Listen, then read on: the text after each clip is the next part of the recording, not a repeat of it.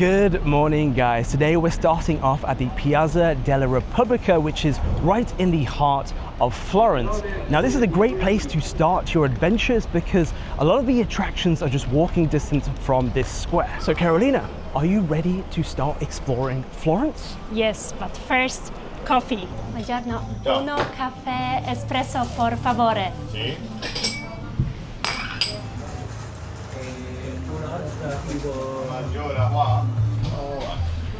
Grazie. Happy now? I'm so happy right now. Look at this little cup. Oh, you can pay later. Okay. All right. Look at this little cup. Just a short walk from Piazza della Repubblica and you arrive at one of the most striking landmarks in all of Italy, the Florence Duomo. Walking up to it, you can't help but stop and stare. The green, white and pink marble is so bold, and the closer you get, the more details you start to notice. It's absolutely massive. We're about to climb Giotto's bell tower, but before we go in, a couple of tips first. Don't bring a large backpack or rucksack. You'll see why when we head up shortly. You'll be asked to check it in at a luggage storage point nearby, and when it's hot and crowded, this can be a bit of a pain. Make sure to book your tickets in advance. As you can see by the long queues, this is a very popular thing to do in Florence. Now, we booked our tickets through Klook, and with this ticket, we also got entry into the Cathedral, the Opera del Duomo Museum, the Baptistry, and we even got a digital audio guide for the cathedral itself, so it really covers you for your whole visit. You can scan the QR code on screen or just use the link in our description below, and don't forget to use our code JCarolinaCloak for a little discount too when booking your activities. Now let's head inside and start the climb. 414 steps to the top, no elevator. Let's see if it's worth it. It's tight. There's people coming down the same way, so it's just one way up. Yeah. 4 levels to go. So we are a little bit out of shape because this is just the midpoint and we are out of breath already. And it's even narrower as we head to the top. But this is why they don't allow rucksacks or backpacks to the top of the tower. Still 150 steps. Still 150 steps. 150. 150? 150, yeah. I can see the top, guys. We've made it. Oh, wow. This view is going to be incredible. This was so worth it. We were just there at the Piazza della Repubblica. The only thing that's a little bit disappointing is that we're in this cage right now, so our view out to the city is a little bit obscured, which I guess is there for people's protection. Yeah. So we can't really complain about that, but some places we go to, there's more of a maybe like view. a glass window, yeah. But yeah, it's less restricted. But what I love is all of these orange rooftops, like it looks so charming. The whole city of Florence has these orangey red rooftops, very Italian. Wow, we came to the main part, so we have a direct view of the Florence Cathedral Duomo. And there's also people on top there. Yeah, they have even less space than us, but they don't have a restricted view. Since Giotto's bell tower is connected to the Duomo, this is the perfect time to take in the cathedral itself. It doesn't matter how many times I see the cathedral, it still surprises me. The scale, the detail, it always manages to look even more beautiful than I remember. And what's fascinating is that this stunning facade isn't actually original. For centuries, the front of the cathedral was left unfinished, just plain brick. The decorative marble front we see today was only added in the 1800s, and you'll notice some parts are under renovation at the moment, which is pretty common for historic sites like this, but even with the scaffolding, it's still one of the most impressive buildings in Europe. And if you want to save time and skip the massive queues here at the Duomo, you can book the Florence Duomo tour with skip the line access through Klook.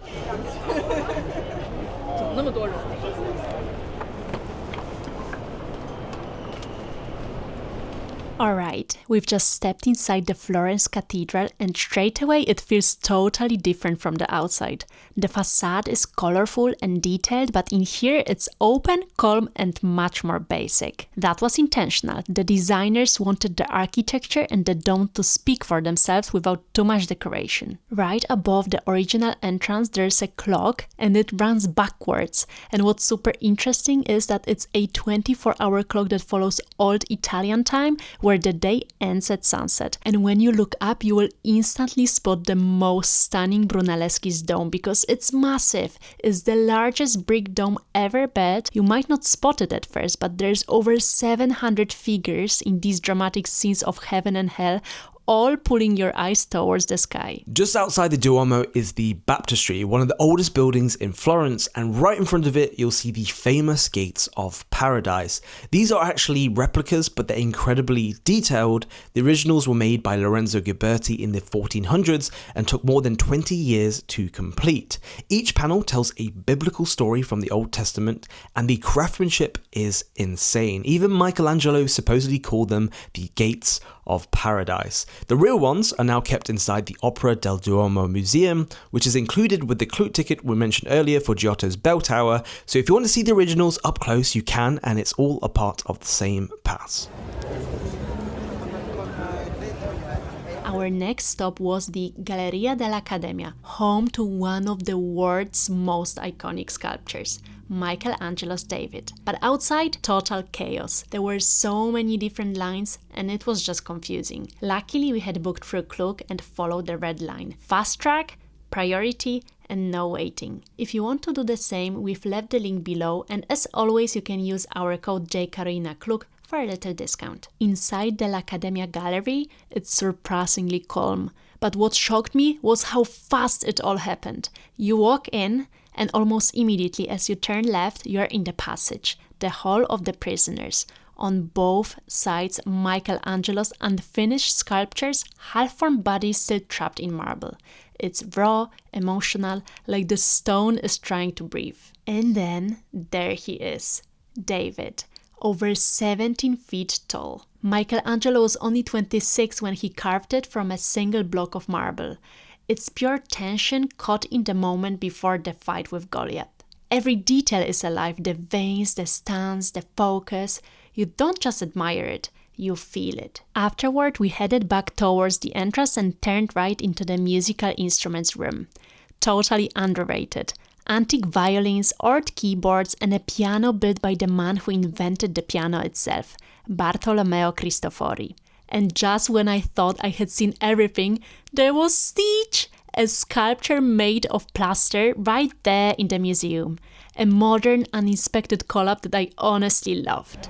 You never guess, looking on the outside of this church, that this is one of the most important churches in Florence. It's called Basilica di San Lorenzo. It was designed by Brunelleschi, one of the fathers of Renaissance architecture. But the interesting part is that the facade was actually never finished. Michelangelo himself even designed a front for the church, but it was never built. So today, it still looks raw and bare, but behind those walls are the tombs of the Medici family, Florence's most powerful family during Renaissance Italy.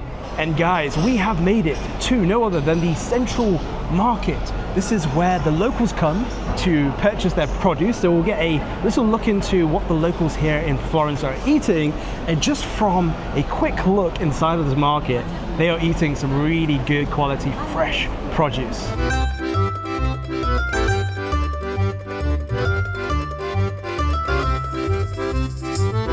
Downstairs at the Central Market is where the magic really happens, is where locals and tourists line up side by side to taste Florence, and it doesn't get more authentic than this. One of the busiest spots is Pasta Fresca dal 1989, where pasta is made fresh right in front of you. We're talking tagliatelle, tortellini, gnocchi, then cooked to order with rich sauces. And don't worry, the queue moves quickly. And if you're curious to try something truly local, we came across a free tasting of Lampredotto, Florence's iconic slow-cooked tripe dish, and it was absolutely delicious. Upstairs, you'll find a buzzing food court, and it is absolutely massive. There are so many great options, all dishing up some of Italy's most iconic flavors. You've got fresh truffle pasta, creamy cheese wheel pasta made right inside a giant Parmigiano wheel, wood-fired pizza straight from the oven, and beautifully prepared antipasti. It's a paradise for food lovers, but be warned,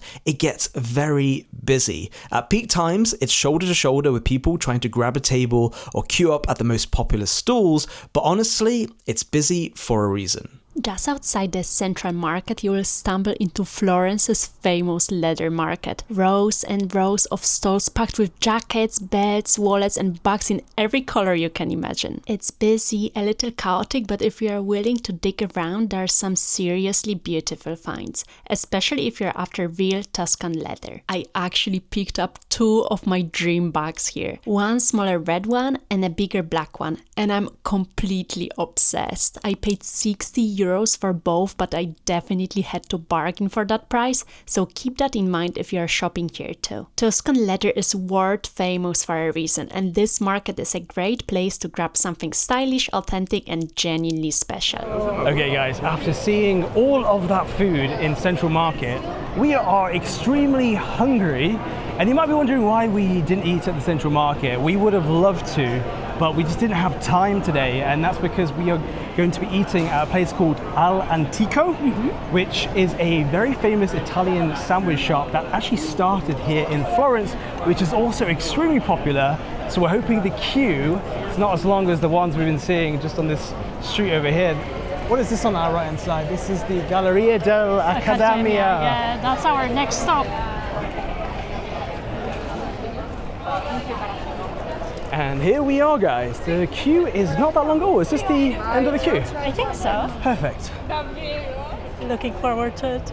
Ciao.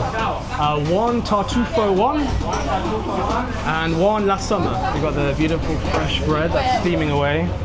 We're slicing the meat over here. And here are all of the ingredients. They look so fresh. Tomatoes, fresh cheeses, beautiful. Oh, this way, this way. Okay. Okay. Ah, this is for you. La summer. Summer? Yes. Look at this. The size of my head. Grazie. Beautiful. Summer, tartufo, and 1 cinato. Tartufo 1 la summer. Which one? Number 1. 23. Hey man, do you have a Richard Mille? Ah, it's sour bomber. It's Sour bomber. Fa vedere. Yeah. You want to look? This one. Nice watch, right? Yes. How much, man? Don't chop his hand. Don't chop his hand. How much, man? Not Richard Mille price. No. Grazie. Take Oh your yes. drink. Behind of you, napkins and cups. Okay, beautiful. Thank you, my friend. Thank you. Have a good day. You too. Napkins over here. Okay guys, it is getting extremely hot here in Florence. It feels like 30 degrees and I think it probably is. This is my favorite drink here in Italy. It's called Chinotto. Cheers guys. I love this one. Oh yeah, super refreshing. It's got like a bittersweet taste. It comes from some kind of specific orange tree. Now, for the thing you've all been waiting for, I went for tartufo 1, which is mortadella ham. I think there's some kind of like cheese, like cream cheese inside of there, and also, of course, truffles. And also rocket.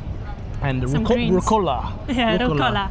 And I went for La Summer, which is with Parma ham, creamy mozzarella, basil, I think, Yeah, and some basil, tomato. tomatoes. I don't know where to start because this is so big, but let's give this one a go. That crunch. Ooh, that bread is super crunchy. This is so good. Like all of the flavors are coming in, and I love that crunchy focaccia on top, the creaminess of the cheese, the freshness of tomatoes. You gotta get this sandwich when you're in Florence.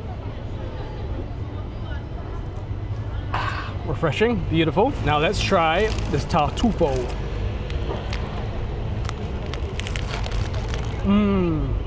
Oh yeah. I am a truffle lover.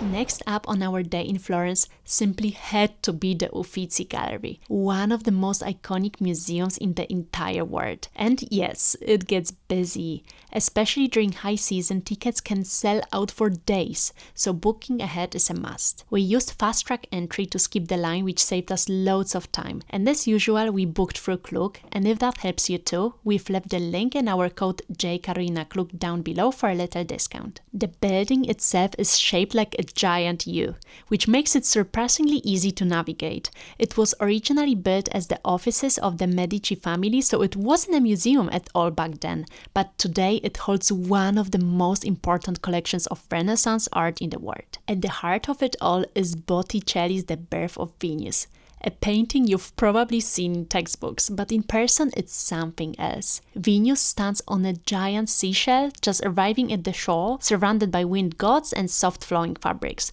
The colors, the movement, it almost doesn't feel real. Right beside it is Primavera, one of the most mysterious paintings in art history.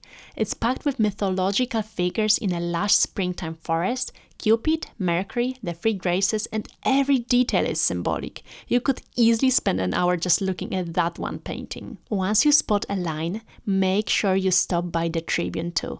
It's a small octagonal room that once held the Medici's family's most prized treasures. The room itself feels like a work of art. And we got so lucky we did catch a live restoration happening just in front of us. You don't often see that, and it was amazing to watch a piece of history being brought back to life right in front of us. Even if you're not an art expert, the Uffizi is an entire experience itself. It's not just a museum, it's like stepping into the creative soul of Florence.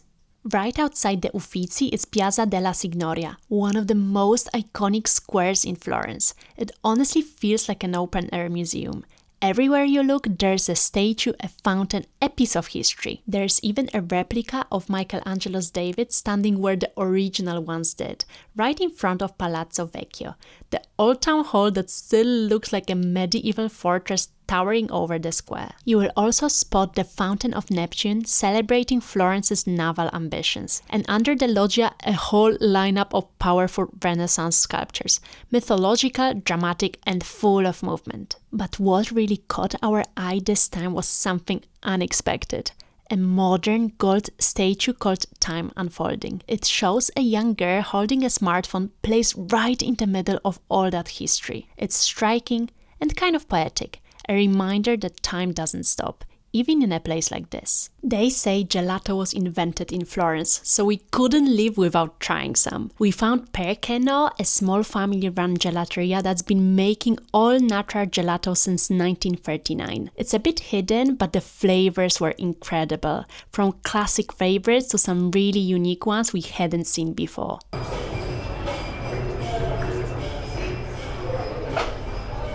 Gelato. You can get a cone or a cup. Excuse me. The cone, how many scoops? Which one? €4. 2. So could I go for a chocolate sorbet? And chocolate sorbet. Yes.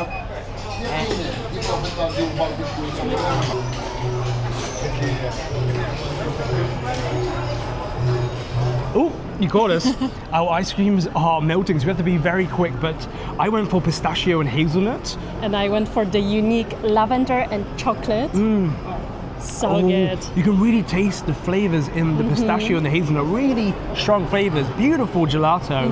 And actually, the name is called Perché no. Yes. How do you translate that? Why not? So why not having ice cream in Florence? Exactly, why not? Cheers, Karolina. Cheers, guys. Oh, So good.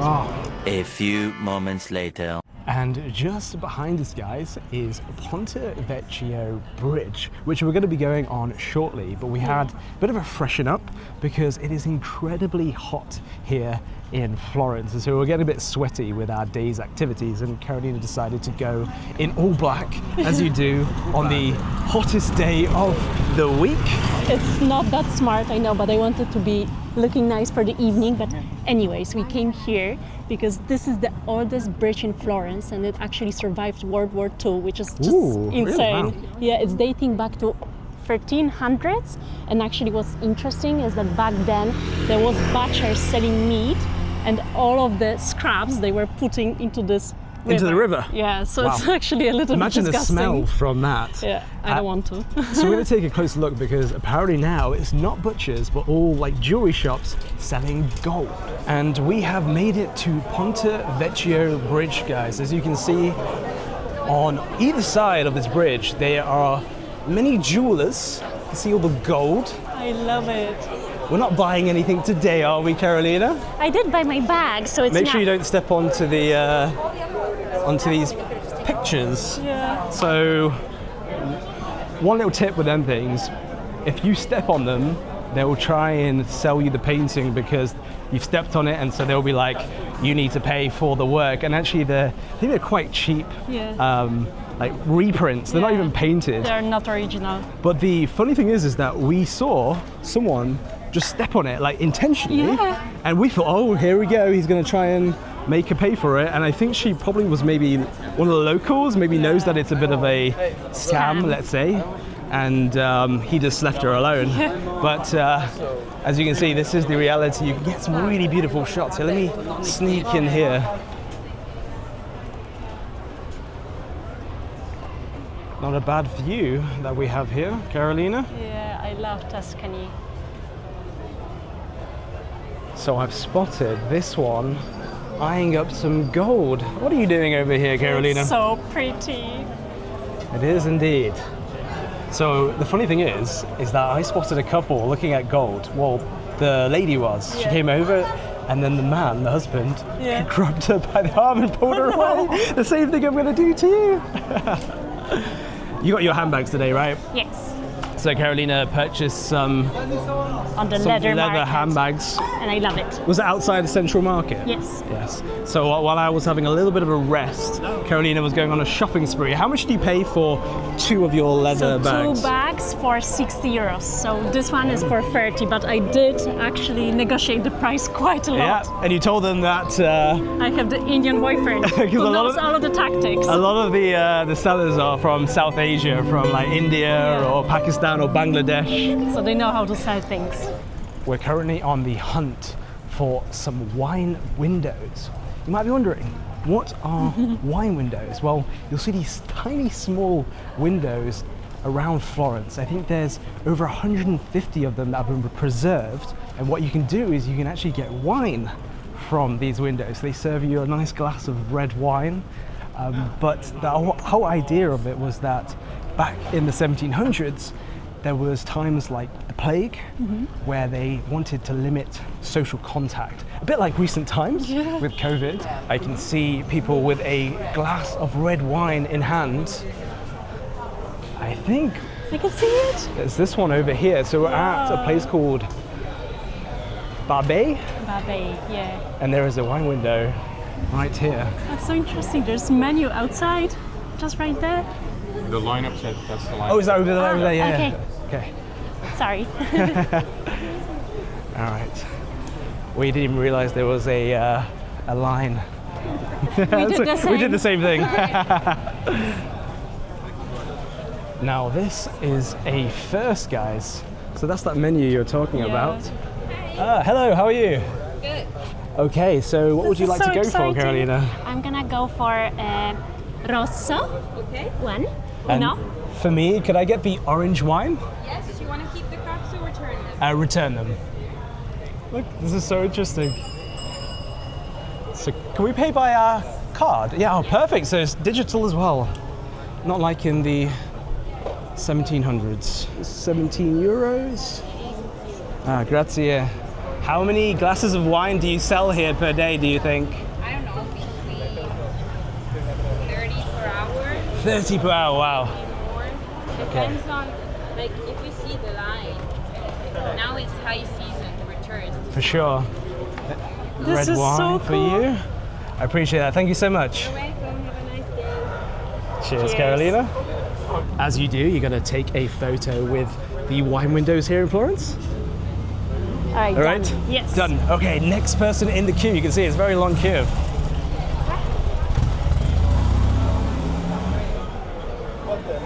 Oh, she's reversing into there. Oh my God! She's having a garage here. That's a perfect car for this city. Yes, for the city it is. Oh, there's a car inside, and she's parking next to it. Wow. That is awesome. She's a pro. Wow, what a driver. So I went for orange wine. I didn't know such a wine existed. I was thinking about going for the Aperol Spritz, but seeing as it was a wine window, I course I had to go for a wine. It's quite the atmosphere here. Like everyone is just holding the glasses Yeah. and drinking on the street. But it's so cool. I would never believe that I would have Chianti from the hole in the wall. From a wine window. Yeah. Cheers. Cheers. Cheers, guys.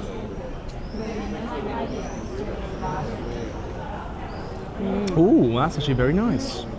So good.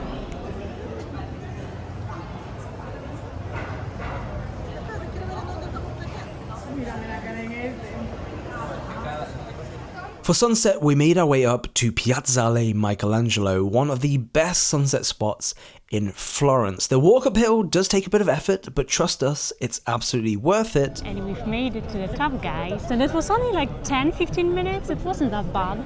I must be out of fitness because I found it a little bit tiring. I was a little bit sweaty at the top, but as you can see, everyone has got here early for the majestic views overlooking Florence. Yeah, they're all securing the spot. And from the top, you get these beautiful postcard perfect views of the entire city, the Duomo, the river, and all the bridges glowing in this golden light. And we weren't the only ones with this idea, I'm afraid. It gets seriously crowded here at sunset, but there's a reason for that. The atmosphere is something special. With that warm light over the rooftops, the city feels like it's glowing. And while we were enjoying the view, we stumbled on a classic scam you'll see not just in Florence, but across many European cities. It's the old bull under the cup trick, and trust us, it's a setup. It might look like a fun street game with people betting and winning cash, but the truth is, they're all in on it. The players cheering from the crowd, most of them are working together to lure you in. I played along for a quick second and they didn't seem to mind, probably thought I was just a curious tourist, but the moment they realized we were filming, they weren't happy at all. No photo? Okay, all right. And that tells you absolutely everything you need to know about this scam. So just a heads up, if you see this going on, watch for entertainment, but don't fall for it. You won't win, it's designed so you lose.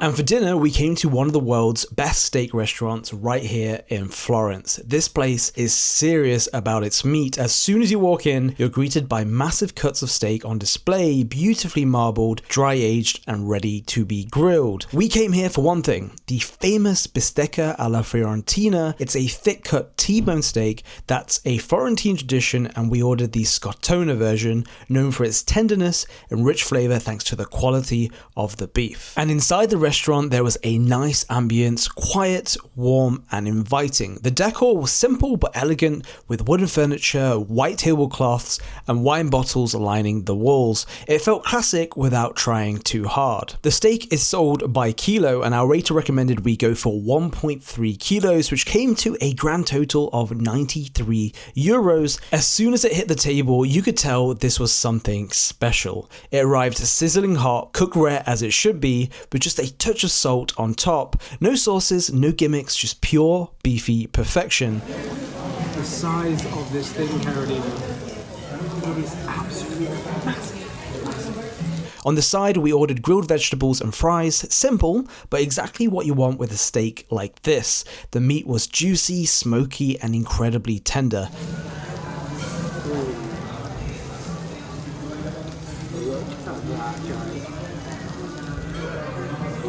So tender.